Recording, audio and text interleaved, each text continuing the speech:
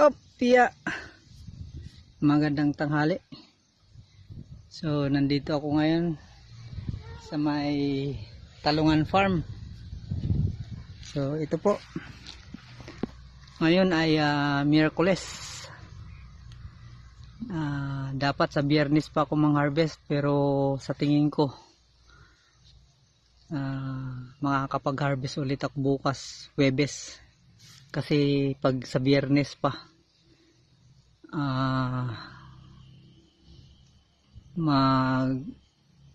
magulang na siya. Hindi na siya pwedeng ano.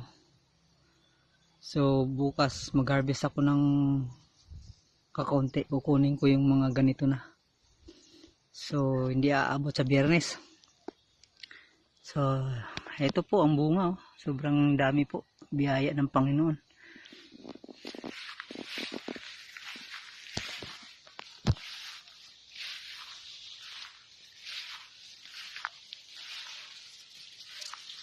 Yan. Kita niyo po yung bunga. Parang matumba na yung isang puno. Sobrang dami ng bunga. Yan.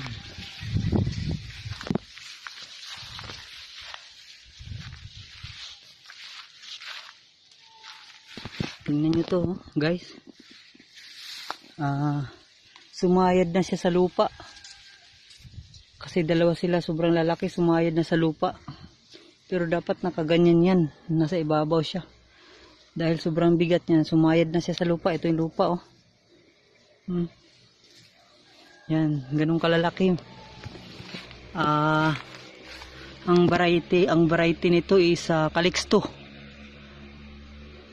Yan, Calixto F1. Yan, sobrang dami magbunga. So, yun. Kita nyo po.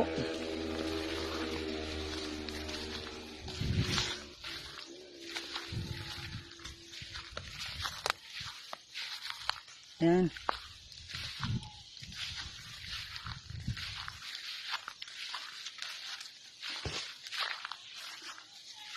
Yan, lalaki, oh. Isang dangkal, sobra. Yan.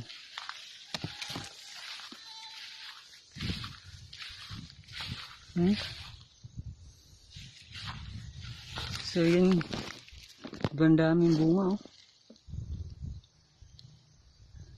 Yan. 0.25 lang tong pinagtataniman ko, pero hindi lahat nataniman ko.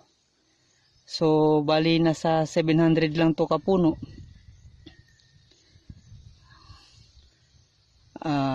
Siguro by next na ano, pag na-harvest ko yung palay, yun, dun sa taas na parte tataniman ko na rin ng ano, talong. Tsaka yung dito sa may baba, dito talong naman, pero yun dun sa palay. So tataniman ko rin ng talong. So yan, bukas mag-harvest ako. Kukunin ko yung mga medyo ano na siya, matanda na, you know, sumasayad na siya sa ano, nandun na siya sa kanal. Sobrang bigat at halos 4-3 ang sa isa ka ano lang, sa isang sanga 4. Kaya kita nyo ang lalaki ho niyan. Sobra isang dangkal, oh. So yun, may bago kaming bini. So itatry ko itanim dun sa ano, sa may pinagtataniman ko ng kamatis, dahil yung kamatis ko nasira. Hindi ko na agapan dahil maraming ang tinatawag dito na ano, turok. So yun lang.